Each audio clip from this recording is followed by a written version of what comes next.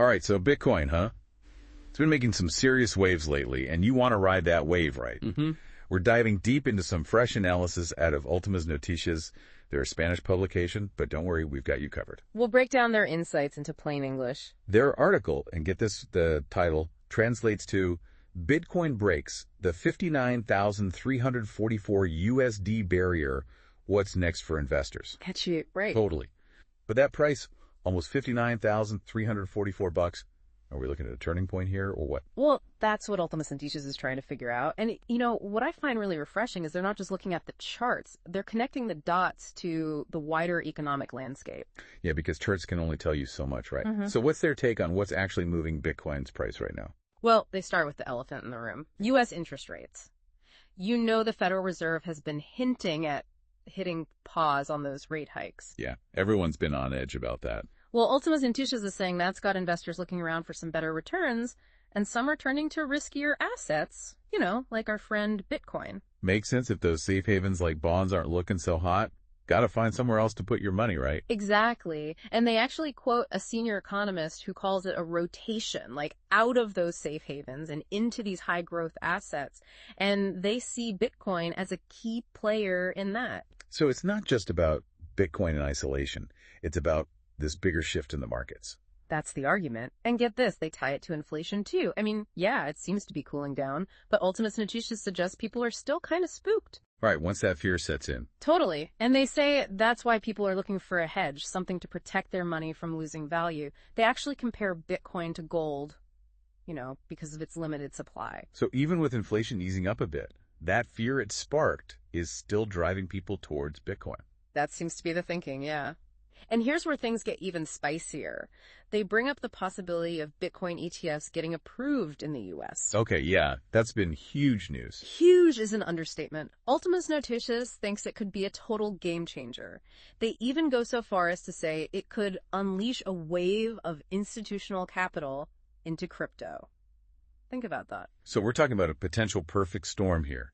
Investors hungry for returns, inflation fears lingering, and this wall of institutional money ready to flood in. And Bitcoin's right there in the middle of it all? Wild. But they don't just stop with the economic big picture, do they? They get into the nitty-gritty of the charts too, right? They do, and honestly, it's some of the most accessible technical analysis I've seen in a while. Perfect. So let's decode those signals then. What are the charts whispering about Bitcoin's next move? All right, so we've got the economic engine revving, but let's pop the hood and get our hands greasy with these charts. What are the big signals Ultimas Noticias is watching? Well, right off the bat, they make this point about, the economics are huge, but the technicals, those short-term movements, they can really trip people up. It's like we need to see both the tide and the waves to know where to surf, right? Perfectly put.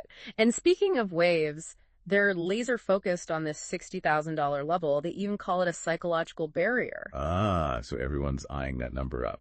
Big time. Like they're seeing tons of buy orders stacked up just below it and sell orders just above. So which way is it going to break? What happens if we blast through that ceiling? Well, Ultimas Noticias seems to think that'd be super bullish, especially if we see high volume on that move. They even threw out a target $65,000 if that happens. All right, so big potential gains on the horizon. But there's always a but, isn't there? Right, because what if we bounce off that ceiling? That's where their support levels come in. They're pointing to $57,000 and then $55,000 as those key zones. So buying opportunities if things dip. Potentially, yeah. They see those as good entry points, especially if you're in it for the long haul. Makes sense. Okay, so we've got our price range, but what about those indicators that tell us which way the wind is blowing? Well, remember that golden cross we talked about? Yeah, that's a good sign, right? They're saying it's playing out right now in the price action, and they're backing it up with some other indicators too, like the RSI. It's not in overbought territory yet. So still room to run. That's what they're saying. And get this, they even bring up them MCD, another momentum indicator. Hit me with it. They use this really cool analogy. They said it's like a spring coiling up, like ready to unleash. I like that. Sounds like there's some serious energy building under the surface. Right. Okay, but we've got to talk about the human element too, right? How are people feeling out there? Yeah, what's the sentiment like? Everyone freaking out or feeling cautiously optimistic? Well, they mentioned the fear and greed index. Remember that one? It's sitting at moderate greed right now. Which actually could be a good thing, right? That's what they're suggesting. They say it means the market isn't crazy overheated, which is usually when things take a turn. A little bit of fear keeps everyone honest. Totally. And they also point out that the trading volume, while it's up, it hasn't gone bananas, like in past rallies. So more room for people to jump in. Potentially, yeah. Okay, but before we get too excited about all this bullish talk, we got to talk about what people should actually do with this information. Right, because what's the point of all this analysis if we don't know how to actually use it? So we've painted this whole picture, right? Bitcoin with the economic wind at its back, some pretty compelling technicals, and this market sentiment that's optimistic but not, like, over the top. But let's get real.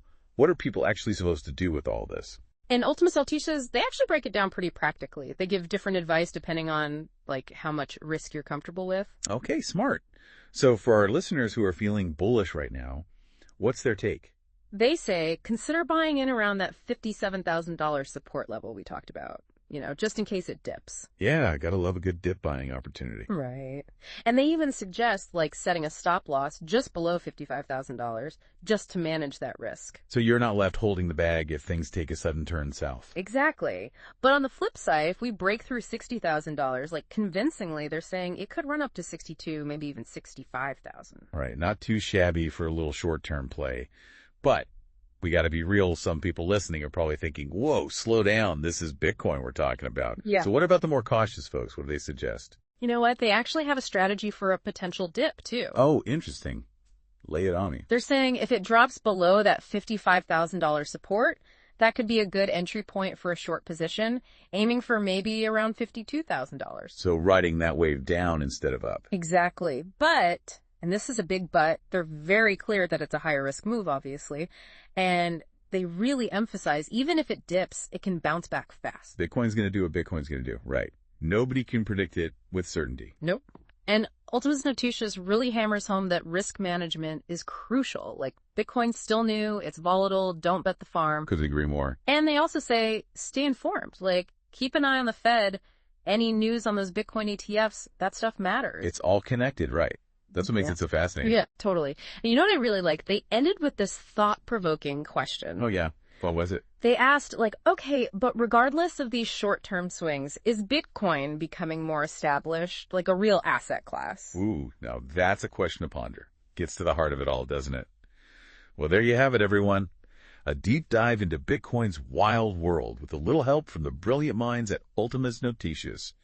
We covered those economic currents, decoded the secret language of the charts, and even explored some trading strategies for the bulls and the bears out there. Just remember, knowledge is your best bet in the crypto casino. Stay curious, stay informed, and until next time, happy investing.